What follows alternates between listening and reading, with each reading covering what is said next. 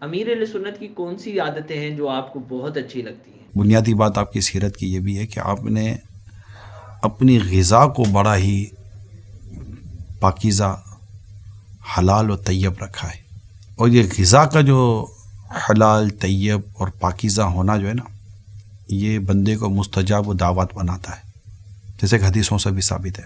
اور یہ ہم دیکھتے ہیں، یعنی ریسنٹلی بھی اگر میں بات کروں تو ایسے ایسے واقعات میں نے دیکھے کہ بالکل پھنس گئے. یعنی ایک کینسر کے مریض کا میں واقعہ جانتا ہوں، ایک دو اور بڑی آزمائش و مشکلوں میں پھنس چکے ٹھیک ٹھاک. اور جیسے امیر سنت سے دعا ہوئی تو خود وہ بیان کرتے ہیں کہ جیسے ہی وہ دعا کا میسج آیا اور ایسا لگا کہ پتہ نہیں کیسے تبدیلی آنا شروع ہو گئی، جو کام بگڑ رہا تھا وہ کام سنورنا شروع ہو گیا. تو یہ جو مستجاب دعوات ہونا ہے نا، یعنی دعاؤں کا قبول ہونا، یہ ایک اعلیٰ ترین وصف ہے امیر سنت کا. اور یہ اللہ کے نیک بندوں کو یہ سعادت عطا ہوتی ہے کہ اللہ پاک ان کے اٹھے ہوئے ہاتھوں کی لاج رکھ لیتا ہے، ان کی دعائیں قبول ہو جاتی ہیں. تو ہمارے پیر و مرشد جن کی ہم 26 رمضان مبارک کو جشن ولادت مناتے ہیں، یہ بھی انہی اللہ کے نیک بندوں میں سے نیک بندے ہیں. ہمارا حسن ظن ہے کہ یہ اولیاء کرام کی ایک اعلیٰ منصب پر فائز ہیں. ان کو ہم نے دیکھا ہے کہ جب اللہ کے بندے ان کے قریب ہوئے تو انہوں نے ان کے ذریعے دنیا کا مال حاصل نہیں کیا، انہوں نے ان کے ذریعے ان کی قبر آخرت بنانے کی کوشش کی اور انہیں اپنے رب کے قریب کیا. تو آج الحمدللہ دنیا بھر میں امیر سنت کی شہرت کے ڈنکے بج رہے ہیں. نتیجہ ہمارے سامنے آپ دیکھ سکتے ہیں، دنیا میں جو لاکھوں کروڑوں نوجوانوں کی جو کیفیات ہیں امیر سنت کے ساتھ وابستگی، ہمارا حسن ظن ہے کہ یہ اولیاء کرام کی ایک اعلیٰ منصب پر فائز ہیں. ان کو ہم نے دیکھا ہے کہ جب اللہ کے بندے ان کے قریب ہوئے، لیکن کئیوں کی تھاٹ تبدیل ہوئی ہے، ویژن تبدیل ہو گیا. ایک اور کمال کی بات آپ کو ان کی بتاتا ہوں. یہ کہہ سکتے ہیں کہ کئیوں کی ڈائریکشن تبدیل کرتی ہے. اور وہ نیک اعمال جن سے ان کو جھجک ہوتی تھی، آج وہ بڑے پراؤڈلی اس نیک اعمال کی کوشش کر لیتے ہیں، بلکہ کر گزرتے ہیں. تو یہ جو دل کا بدل جانا ہے، سوچ کا بدل جانا ہے، مزاج کا بدل جانا ہے، طبیعت کا بدل جانا ہے، اس کو کوئی تو نام دیں گے نا.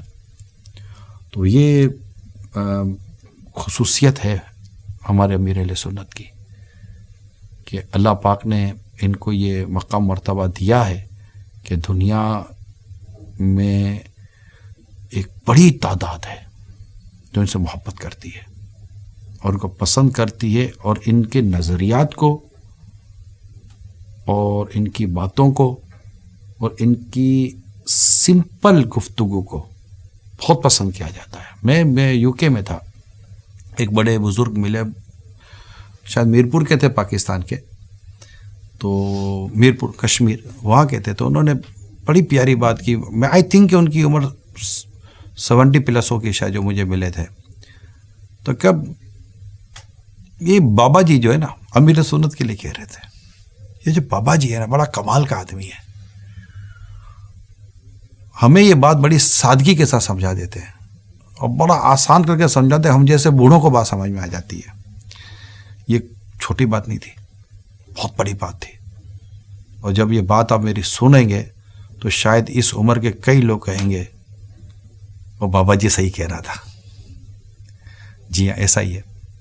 اچھا، ایک ہوتا ہے کہ انسان خود اپنے آپ کو اس پوزیشن میں لاتا ہے کہ میں چیزوں کو سمپل کروں، ایزی کروں اور ایکسیپٹیبل پوزیشن پہ لے کر آؤں. مگر ساتھ ساتھ ان کی کوشش یہ ہوتی ہے کہ جو میرے ساتھ یہ کام کر رہے ہیں ان کی بھی اس طرح کی تربیت کا ہونا کہ وہ بھی چیزوں کو آسان کریں. یہ امت سے محبت ہے.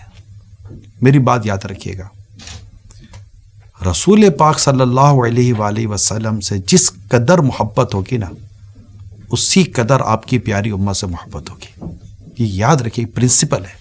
چلے لگ گیا تو ایک اور امت کی بات چلی ہے اور امت سے محبت کی بات چلی ہے، تو ایک بڑا خوبصورت اور تاریخی اور انوکھا جو امیر سنت کا اسٹیٹمنٹ ہے. یہ کہتے ہیں کہ میری خواہش یا میری تمنا یہ ہے، نہ میں جہنم میں جاؤں، نہ میری وجہ سے کوئی مسلمان جہنم میں جائے. خدا کی قسم یہ کمال کی بات ہے. یعنی یہ کہنا بھی تو کمال ہے، مگر یہ سوچ کا بننا کوئی کمال سے کم نہیں ہے کہ اس کی کون اس طرح کے اسٹیٹمنٹ دے دیتا ہے. اس کا عملی مظاہرہ یہ ہے کہ آپ نے اپنے حقوق، جس کو حقوق العباد کہتے ہیں، جو آپ کی ذات سے متعلق ہیں، جس کی شرعاً جیسے آپ کو ذاتی طور پر معاف کرنے کے تعلق سے جن کی جو وہ اختیارات ہوتے ہیں، تو باقاعدہ آپ نے اپنے حقوق العباد پیشگی معاف کیے ہوئے ہیں. اس کی ایک وجہ یہ بھی ہے. اچھا، پیشگی معاف کا مطلب سمجھتے ہیں آپ؟ جو پیشگی معاف کر دیتا ہے نا، وہ انتقام پھر نہیں لے سکتا ہے. یہ سوچ. ایک اور چلیں خوبی بتا دیتا ہوں. اس مال کمانے کے دور میں کہ جس کو دیکھو مال مال مال مال مال مال، دولت دولت دولت دولت ہے نا، پیسہ چاہیے پیسہ چاہیے پیسہ چاہیے. ایسے میں اگر میں کہوں کہ مجھے ایک ہی ایسی پرسنالٹی ملی ہے جس کا نام امیر اہل سنت ہے، کہ وہ اپنے بس زکوٰۃ فرض نہیں ہونے دیتے. زکوٰۃ فرض ہونے کے لیے ڈیفینیٹلی مال ہونا چاہیے نا. اچھا، کیوں زکوٰۃ فرض نہیں ہونے دیتے؟ اس لیے زکوٰۃ فرض نہیں ہونے دیتے کہ پیارے آقا صلی اللہ علیہ وسلم پر کبھی زکوٰۃ فرض نہیں ہوئی. یہ محبوب کریم صلی اللہ علیہ وسلم کی اس ادا کو ادا کر رہے ہیں کہ چونکہ میرے آقا پر زکوٰۃ فرض نہیں ہوئی تو میں خود پر زکوٰۃ فرض نہیں ہونے دوں گا. اور خود پر زکوٰۃ فرض نہ ہونے دینے کی کوشش یہ کتنی کرتے ہیں مجھے پتہ ہے. یہ کتنا پیسہ، کتنی چیزیں بانٹ دیتے ہیں یہ مجھے پتہ ہے. آئی وٹنس.